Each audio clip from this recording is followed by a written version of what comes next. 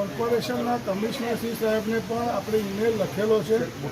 અહીંના જે મેનેજર સાહેબ છે એને પણ કમ્પ્લેન કરેલી છે. લેખિતમાં કમ્પ્લેન મેં ખુદે 5 વાર રજિસ્ટરમાં કરી છે, જેનું પ્રૂફ રજિસ્ટરમાં છે. કોઈ એક્શન લેવાતા નથી અને એ લોકોનો પ્રોબ્લેમ એ લોકો અંદર ઝઘડાથી મરે છે અને અમને બધાને હેરાન કરે છે. જવાબદાર અધિકારી હાજર જ નથી હોતા.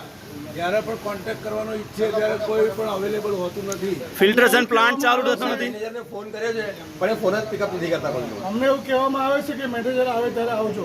હવે કોઈ અહીંયા નવરો છે મેનેજર આવે ટાઈમે હાજર રહેવા માટે? અને કોઈ મેનેજર હોતો નથી આટલામાંથી. 11 થી 2 માં મેં ધક્કા ખાધા, કોઈ મેનેજર હાજર જ નથી. કોચ સાહેબને કહીએ છીએ કે મેનેજરની જવાબદારી છે, પકડવાનો કોણ? 10,000 5,000 આજના જવાન છોકરાને બધું આપણે ચાલ બોલ બેટા બોલ. ક્લિનિંગ ક્યારે હોતું નથી, ગુરુવારે મેન્ટેનન્સ હોય છે, થતું નથી. અને આજે શુક્રવારે આવ્યા પછી બી સેમ અંદર જીવડા છે, પાણી ગંદુ છે, ધૂળવાળું છે અને સ્મેલ પણ આવે છે ખરાબ. બળતરા થાય છે, સ્કિનની તકલીફ થઈ જાય છે. મોટેથી બોલો. કોઈ સાંભળતું નથી. કેટલું બી કંઈ અમે નહીં જાણીએ, પછી કોણ જાણે?